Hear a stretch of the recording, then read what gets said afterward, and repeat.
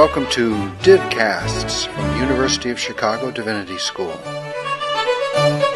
For more of our podcasts and information about our terms of use, please see our website, divinity.uchicago.edu/podcasts. Okay, well then, I'm just going to announce today's guests. I'm so thrilled that they could be here. Today we have two guests speaking for the same price as one. We have Professor Kristen Schilt and Chase Joynt. Professor Schilt is Assistant Professor of Sociology, and Chase Joynt is a multimedia artist. They're conducting a year-long collaborative project exploring the construction of public narratives about transgender identities. I think I'm just going to leave the introduction at that because I want to make sure we get through the presentation. Trans asterisks. So please join me in welcoming our guests.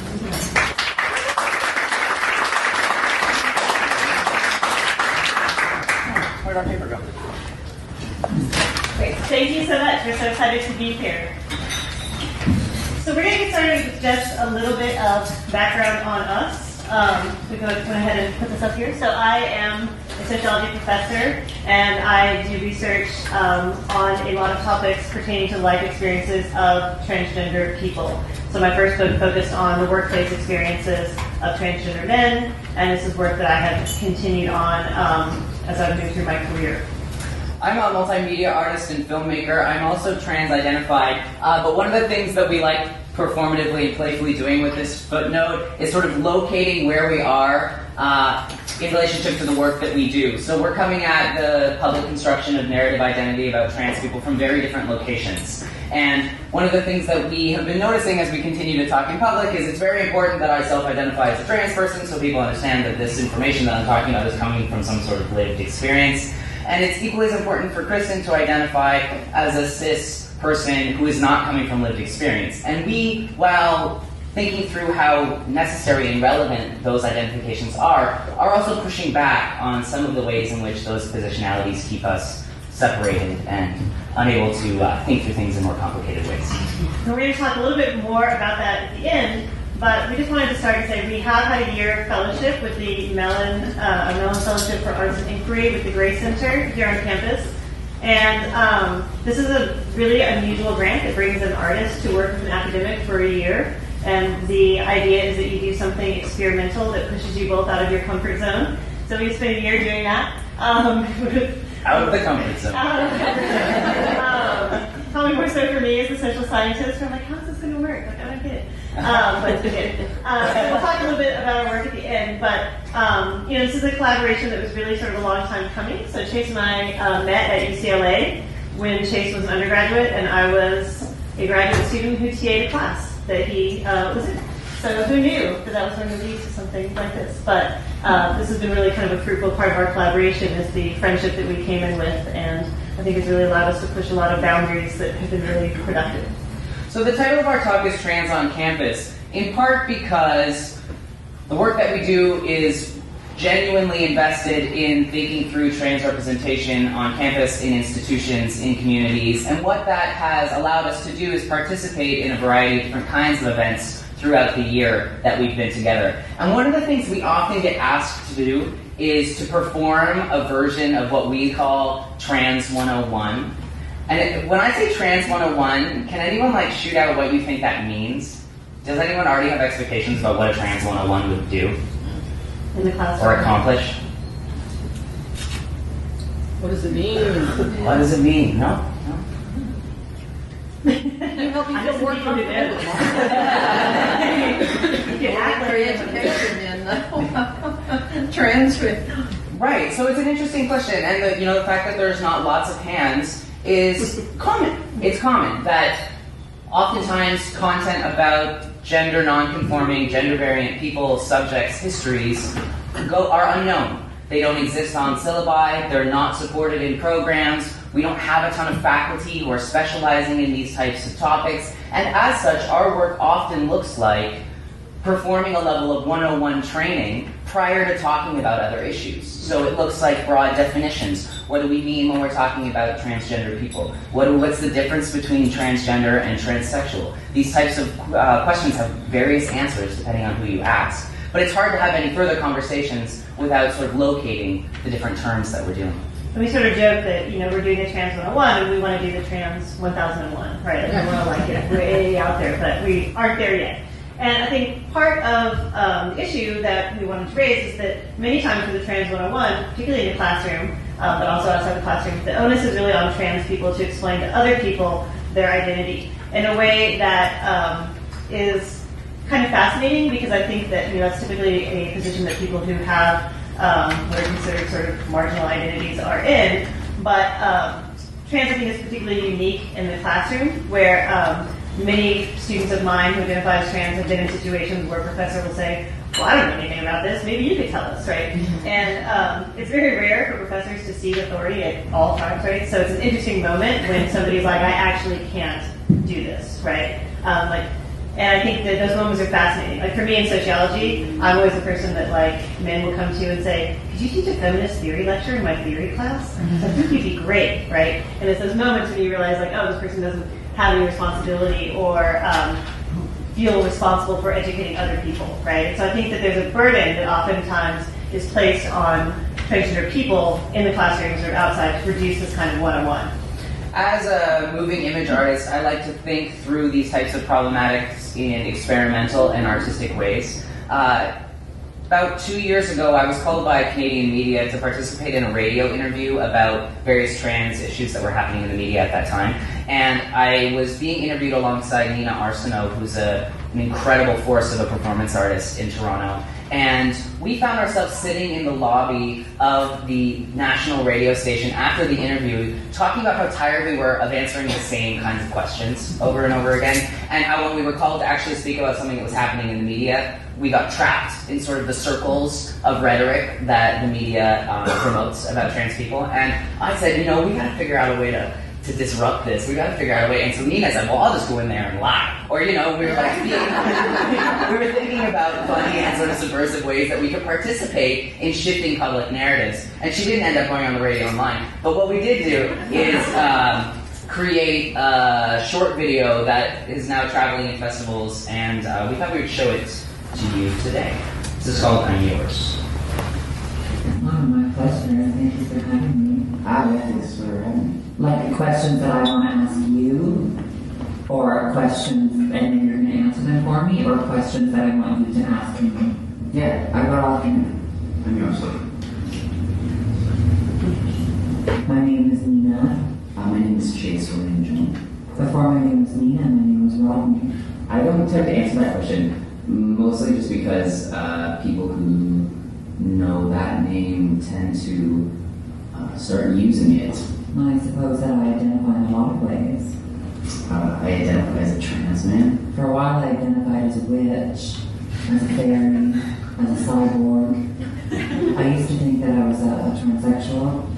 So if I was to answer that question for my mom, it would be that I was born female. The first cut, I don't mean the first surgical cut, I mean the first cut into my psyche, the first big trauma was maybe around 4 or 5 when I realized I was in the wrong body. Sometimes positive. My hope was that I would have 5 surgeries and be passable. I think that's kind of like impossible to correlate. The first things I did was my nose. Working backwards, I had my elbow replaced with metal. My chin. I had like a mole removed. Cheek implants. A root canal. Belly. And hysterectomy and a colon second.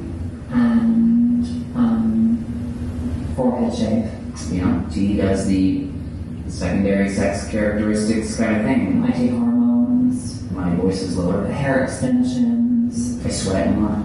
Silicone. I have at least 14 hairs on my chest. As well as processed food. I eat protein bars. When I bulk up, I can make these holes really deepen in a way that they were unable to deepen before. Oh, I don't know how much my parents totally understand about my identity. My mom is an Orthodox Jew. So there have been some complicated negotiations. I think my dad tells me to like start listening to other people a little bit more. I have no idea about my dad. I've never asked. And then my mom wishes that everything wasn't so sexual. Like, she hadn't really dated people that I'm attracted to. Well, I have a boyfriend and I have a girlfriend. Yeah, I suppose when I'm feeling really bad about myself, I'll occasionally date people who just make me feel really good about myself. That generally doesn't work out very well. Maybe I'm making the question too complicated. The answer too complicated. But the question is too simple. What do you think is between my legs? It was always the balls that made me feel like a man. That is none of your business. The costs are that a surgically altered face feels deceitful to people. These things are not without consequences. And yet, the only reason it's not trustworthy is because so-called natural people don't get it. I have many, many regrets. No, see, that's the other thing. I actually don't have regrets. It took me a long time to figure this out.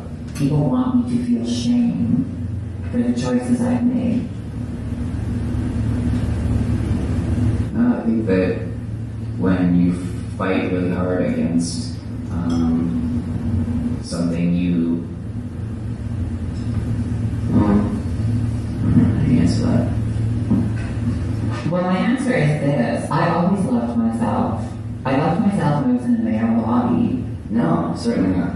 Yes, I also hated myself too. There was a mingling of self-hatred and self-love. I don't think you can ever feel complete. I feel more on track with various things that I want in my life than I ever have before. Am I completely now resolved and like some fully formed, prepackaged human being that like now totally accepts and loves myself? No, there's new challenges all the time. I'm not even sure I always feel like a man now. The idea that that's considered a failure? Give me a fucking break. You and me both.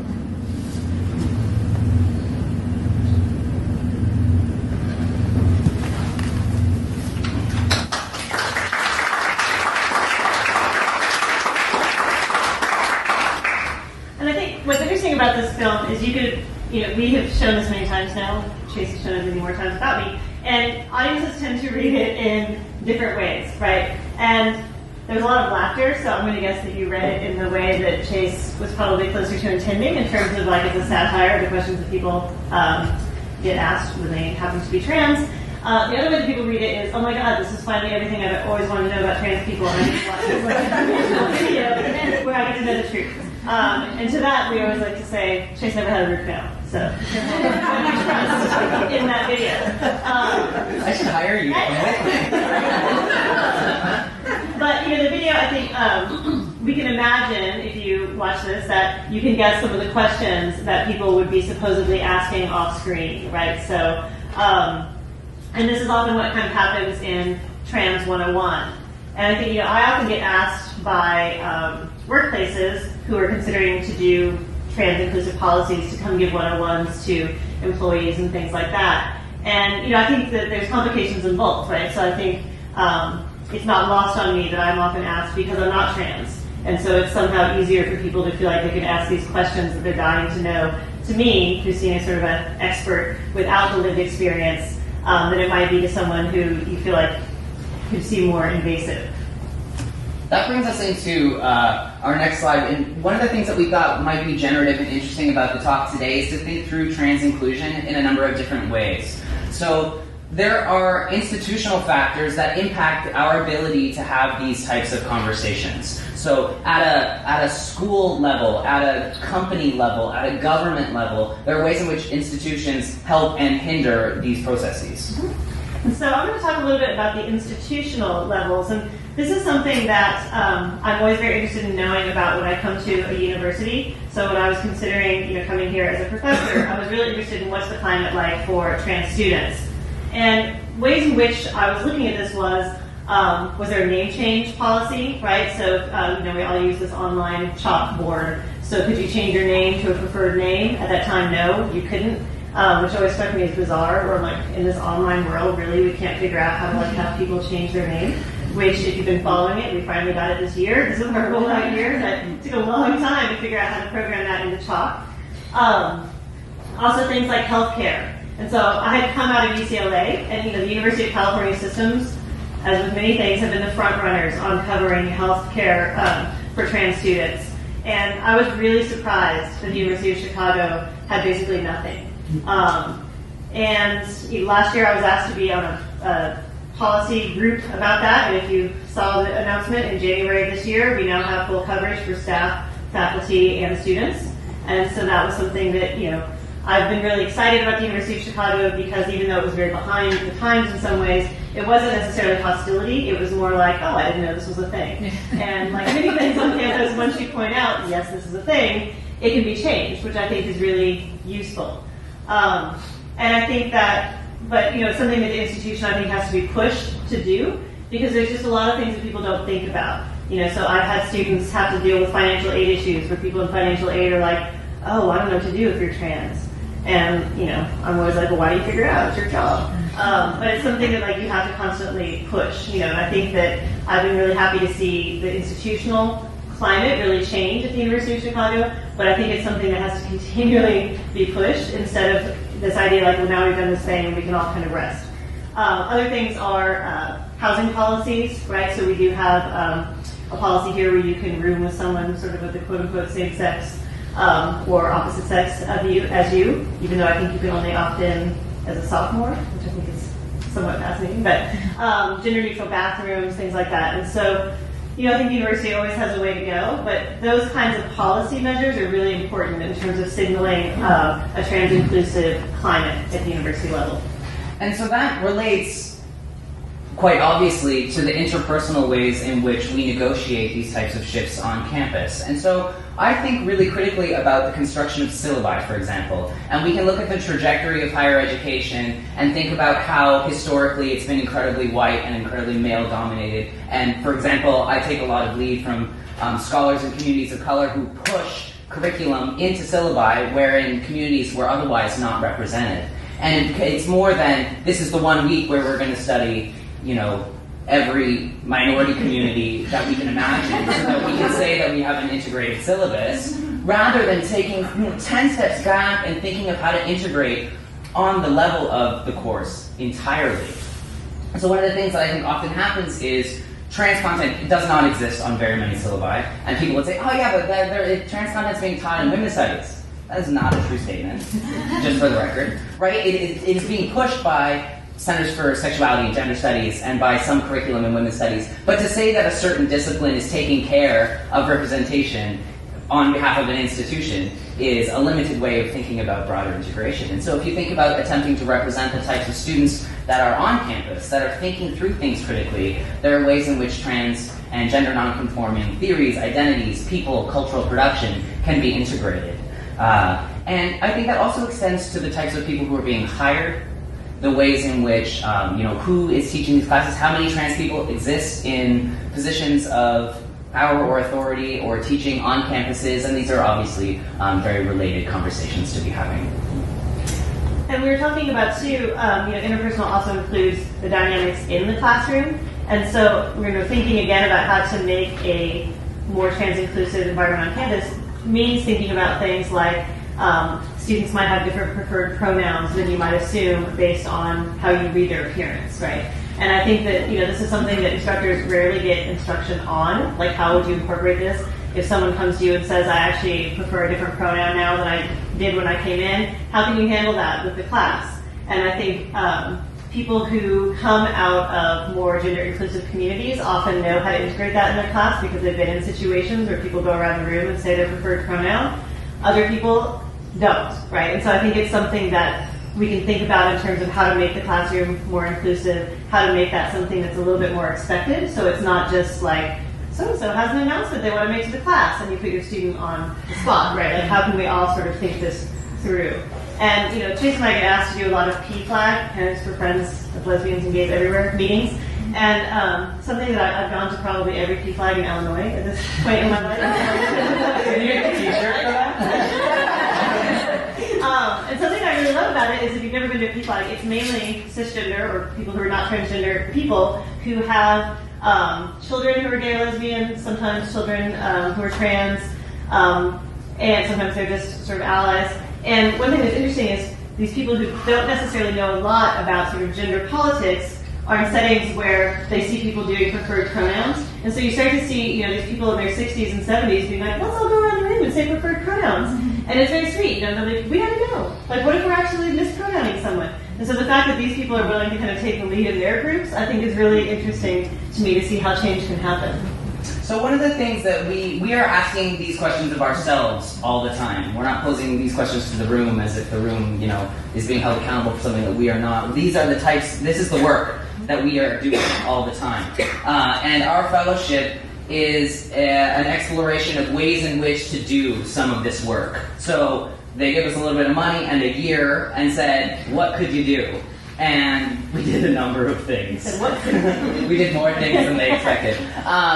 And we started the year by bringing some of my gallery installation work. This was a still from the artist talk of Resist-Direct-Me that happened at the Gray Center, as a way in which to think through art and cultural production on a more traditional venue scale with people on campus and beyond. While this show was up, we were teaching a class called Tell Me the Truth, The Politics of Narrative Construction, which hybridized documentary film theory and sociological interview analysis and so many other ways in which to think through narrative construction, both in the academy and beyond. And part of that class culminated in an installation called Follow Us, some of our organizers who are sitting in the front here, wherein we transformed the Gray Center for Arts and Inquiry into a blast from the past. So our students went into the archives of the University of Chicago and unearthed and unveiled various hidden and or strategically hidden and or simply historically hidden narratives from the University of Chicago and mounted it in an installation that was up for a week not too long ago. I'm in that picture. Because I think we have many people who are actually... We have no waivers for anyone in this picture. And I think, one thing that's been interesting is, in some ways, even though the Gray Center's mandate is to be experimental, I think that, our topic was probably a little bit more experimental than they may have wanted at first, right? And part of what we could really kind of push through was I was very adamant about the idea that if that as far as I knew, Chase was going to be the first transgender person in the country to receive a grant like this at an institution like the University of Chicago, and that it's really important if you want to actually change climate and be integrated to do work like this. And I think we show this picture. This is what our event looked like, and we were so excited because I think it does show that there is kind of an appetite for this sort of material and learning on campus, particularly for things that kind of go outside of the classroom setting. And that I think was a really big step towards changing the climate a little bit. We had the same day that we were doing this, my department was having new graduate student recruitment, and I was like, oh, you want to come to this? You should. And we got 5 grad students who were like, this is it. I'm totally coming here. And I had to keep going, it's not like this all the time. I promise. This is not something that every month I'm like, hey, we're having this awesome party. But they were like, no, it's the fact that it existed, right? There's something about this institution that allowed this to happen. And I think it was really meaningful. We recently went to Princeton, and Chase installed Resist-Direct-Me there. And it was another case of seeing a university where people just don't have a lot of access to this type of informational material that was really important to see. And this is, for us, the start of a number of conversations and a number of ways of being. And we're coming to the end of my time in Chicago in a few weeks, and we're thinking a lot about ways in which to continue this work and to figure out ways to move it to other places. Chicago is one place where it can be. How else can we be moving and shaking and teaching in these types of ways? That's the end of our formal to-do. We thought we would leave it, or maybe have a chat about there's tons of holes in what we're doing. We're looking to keep filling them and having conversations with people about strategies of inclusion here and otherwise. Thank you.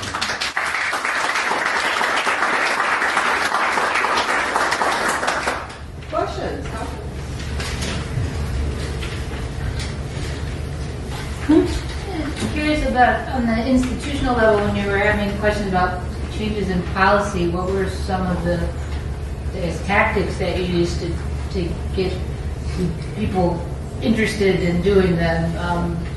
Were you relying on statistics more? Were you relying on empathy? I could think of a lot of, I just thought of the chalk. I know a lot of divorced women who've had terrible times getting their CNET ID changed. Yes. Yes. So when I first got here, I didn't know anybody, so I relied on the policy of irritation. So I would start calling people and be like, my student needs a waiver for, one of my students needed a waiver for getting financial aid about, if you are a man, you have to register with selective services, but not if you were a man who was raised as a girl. And the university was like, I've never even heard of this before. And I was like, well, I just went on the internet and found all this stuff, and you work there, so call me back in 10 minutes and tell me what the answer is. And so I did a lot of that myself. And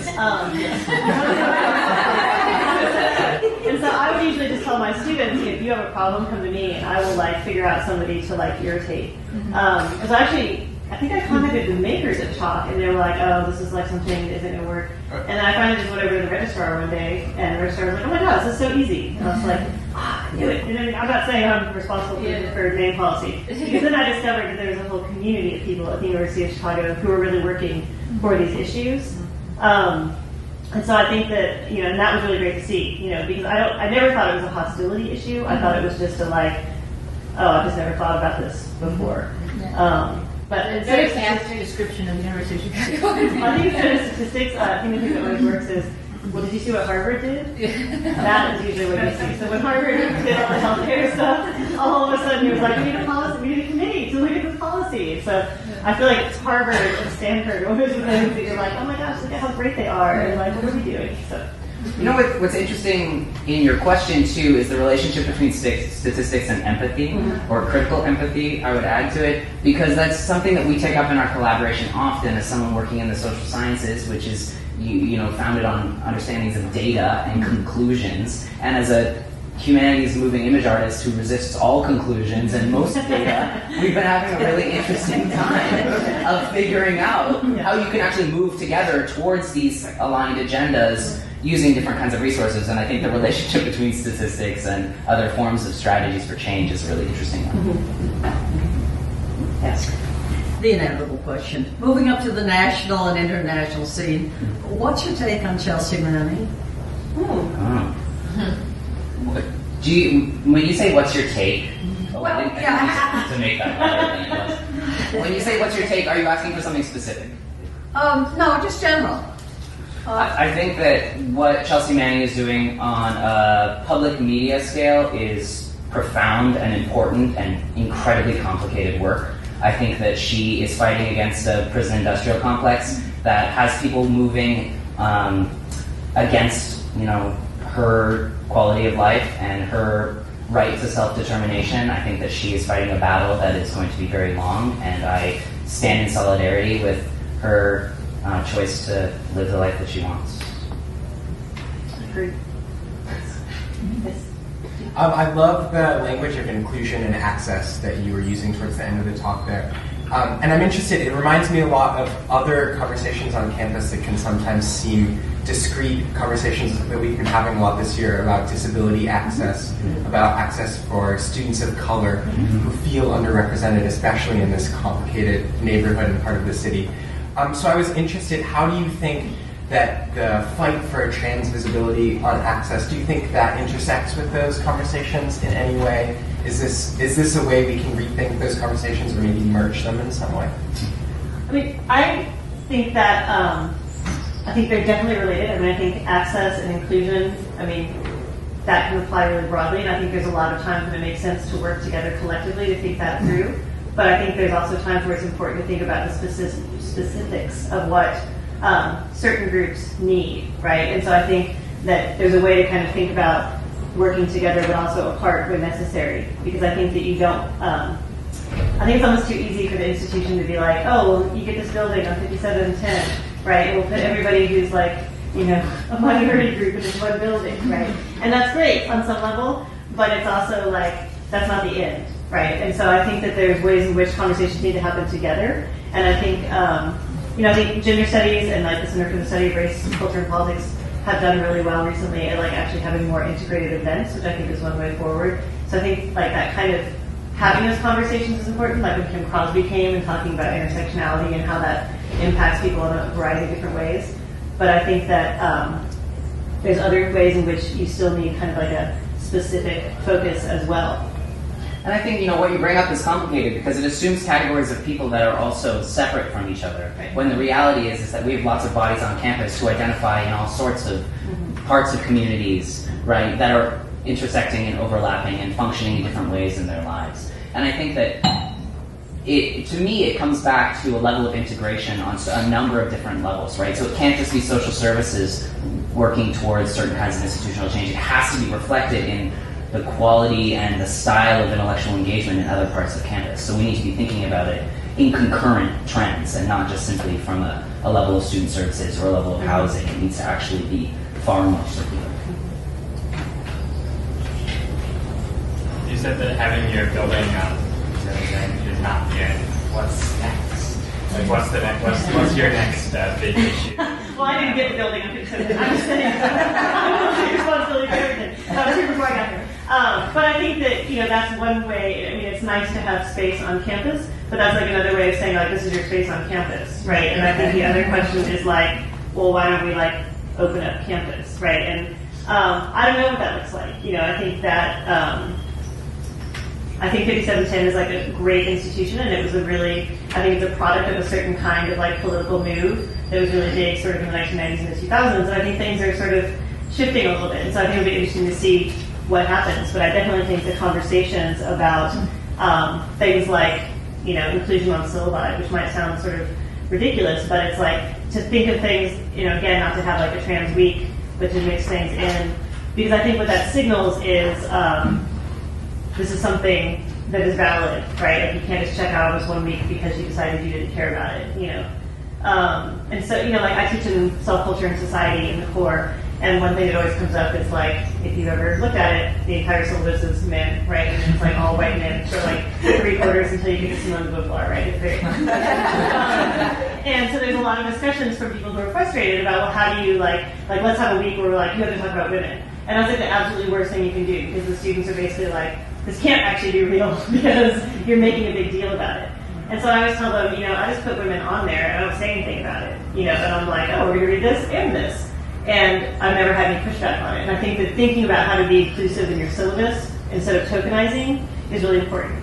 Well, and what's interesting too is that we live in an academic structure that allows us to opt out easily. So you can be taking classes wherein you are only learning about white people.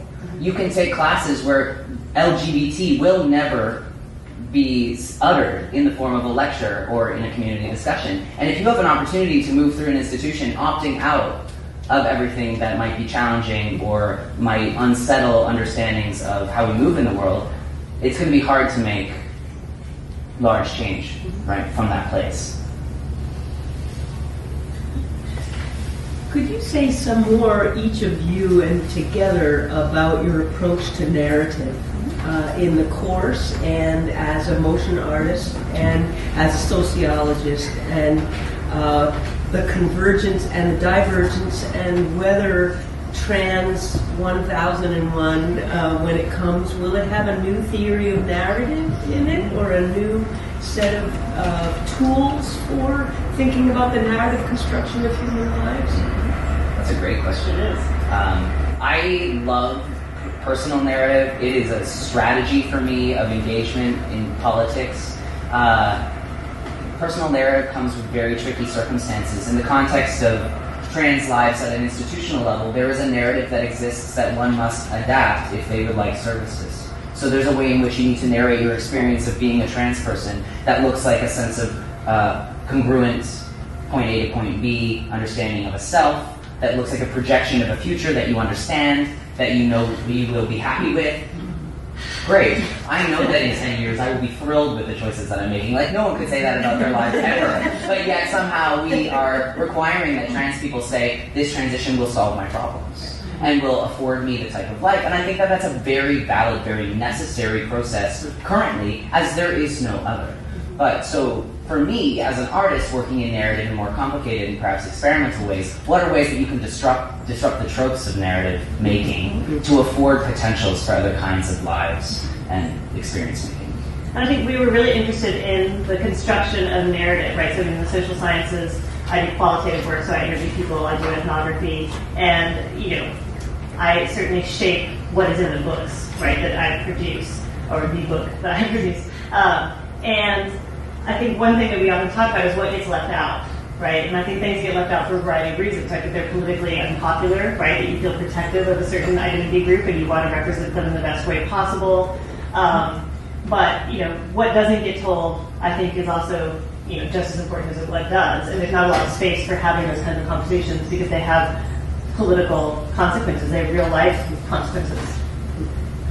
Trans 1001 might start with the understanding that everyone's sense of gender is a constructed narrative, right, and move from there, as opposed to.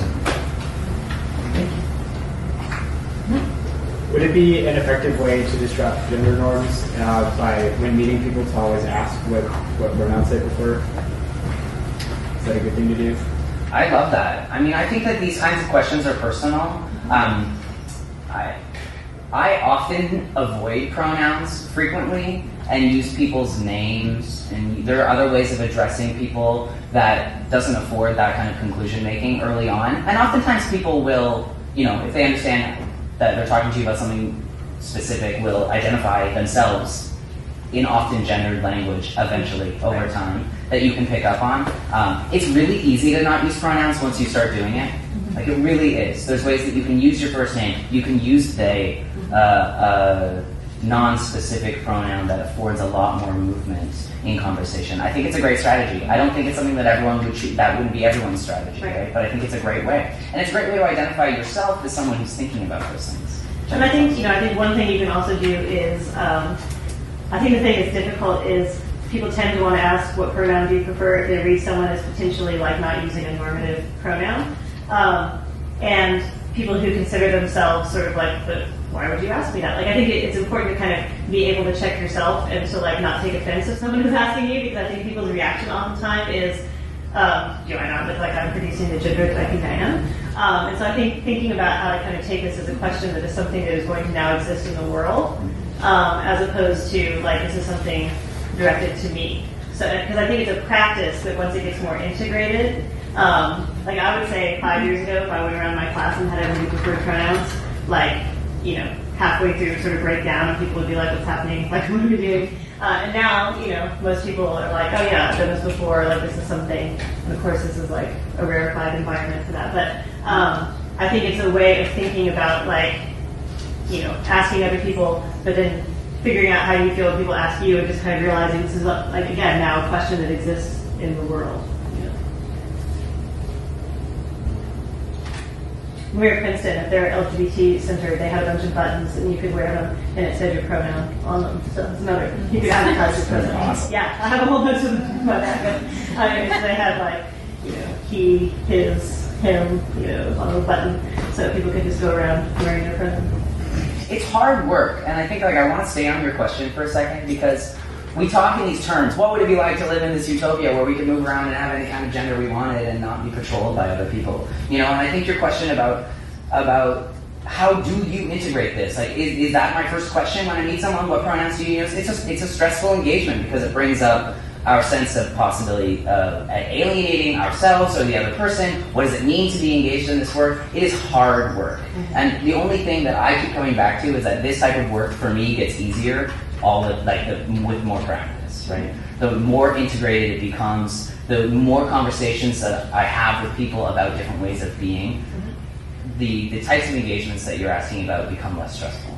And I think also just learning to, if you meet someone for the first time, you don't ask, and then they say, actually, I prefer they pronouns, like, not feeling like you've done this terrible thing, right? Like, learning to say, like, oh, okay, and you go from there, instead of like, oh my god, I'm like a terrible person, like, I'm so sorry. Like, I think learning how to kind of roll in the world with that is also really important, and it makes that kind of interaction a lot easier.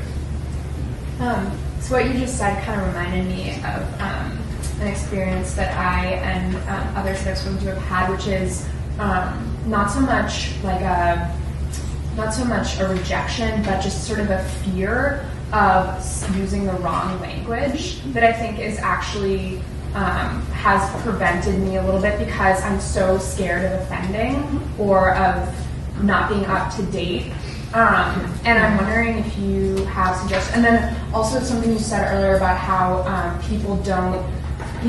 professors don't take personal responsibility for teaching, the unit of their class on feminism or something. And I would suggest that, sure, I think it's an issue of responsibility, but also I think there's very much a fear of getting it wrong or of like not representing the movement correctly and the cultural, all the things that you talk about, not representing it accurately because it's changing so quickly and there are so many different specialized languages. So like, I'm just wondering if you guys have any proposals for like getting over that fear and trying to get people more comfortable with going out on a limb and showing themselves open, but not fully informed yet. Totally. I think it's a great question, and it's something that I personally continue to engage in. I'm going to make mistakes in my language. I'm going to, misstep about how someone identifies perhaps, or the ways in which I'm summarizing my understanding of someone's work. There's lots of ways in which I think as we push, we're going to fall, right? As we push to grow and change the way we think, we are going to make mistakes. And my only answer is, when taking the risk, be prepared to say, I'm sorry, I didn't realize that, or that's actually not a language that I was familiar with. I appreciate that. That is the first step. The second step, which is the harder one, I think. Well, no, the first step is hard. The second step is equally hard. The second step is to take a step back and think, I'll give an example. So I was using male pronouns for someone who was using they pronouns. And it was someone that I had existed for a long time in the world with using male pronouns. I did not realize that there was a switch. It happened in public. I was told. I apologized. They said, thank you for apologizing. And then I took a step back and I thought, you need to integrate now. Because now my responsibility with the new information is to step up to the task and interact with this person in the world the way that they've asked me to interact with them, right? And so it's more than just I'm sorry, I move on, and then I make mistakes again and again and again. It's how can I hold myself accountable to the commitment I just made to this person and really work. And then if you slip again, you say, I'm really working on it. And you do your best. And I think that, I often start my classes off by saying, because I teach a lot of classes on gender and sexuality, and I say, everyone in this room is coming with varying levels of experience and knowledge, and you're going to have all sorts of different terms and things that you prefer, and it's fine to raise that, but all I ask is that you say something like, I actually prefer this, instead of making someone feel stupid. Because I think it's when people feel stupid and shut down that they're immediately like, well, no, I don't want to do that thing because I feel like stupid. And I think as much as you can stop yourself from over-apologizing and becoming the worst person ever, like, I'm sorry I did this, and trying to figure out how to integrate, but also thinking about if you're correcting other people, how to do it in a way that's informative, but not necessarily shaming. Because I think that it's that shaming that often makes people feel shut down and nobody likes to feel embarrassed, right? And so I think thinking interactionally, that said, if someone continuing his pronouns, then I think a little shaming is good. But I think in terms of the learning process, that's something that I we have different strategies. I'll shame them for you, it's fine. But I think in the classroom is something that I really try to enforce, because I think I teach people who come from a lot of different places, and some people have a certain terminology that they know, and other people don't. And I want to be sure people understand what's happening. And I don't ask that people change their mind or adopt certain terms, but I always tell people, if you say transgender with an ED on the end, I'm going to say, oh, maybe take the ED off. I prefer it off. And thinking of ways to have a conversation about that. In terms of the being worried about not being an expert, I'm somewhat unsympathetic to that, because I feel like coming here, I had to teach in the core. I read all these things that I've never read before in my life, and I had to go lead discussion with people, and that's what education is for. And so I feel like if I can read Karl Marx and all these old white men and be like, all right, let me tell you all about this, students. I think you can learn things, and I think that's a responsibility. Because I think it's really dangerous when as educators we see the ability to learn in a particular kind of identity area. We are about out of time. Is there a last question? There's not a last one. I'll make an announcement. Oh, okay, good. So we're actually doing our last event together for this spring on May 14th at Gender Studies. We're doing a lunch where we're going to do what is now being called a talk performance of some of the collaborative work we've been doing with the Gray Center. So there's free lunch if anybody wants to come at noon at the Center for Gender and Sexuality Studies. And on May 7th, which is the Wednesday prior at 4:30 in the Center for Study of Gender, Center for Sexuality and Gender Studies, I am showing a work in progress of a new film, and my collaborator from Toronto will be here, and we're looking for some critical feedback if you're interested in trans cultural production and experimental film, but not in the way that you think experimental. Please join us. It would be great. There'll be food and drinks, and we would love to have a conversation. Both of these events are at the Center for Gender. Yes, one on the 7th, one on the 14th. Yes. Yeah. Okay. Thanks for having me. Thank you so much.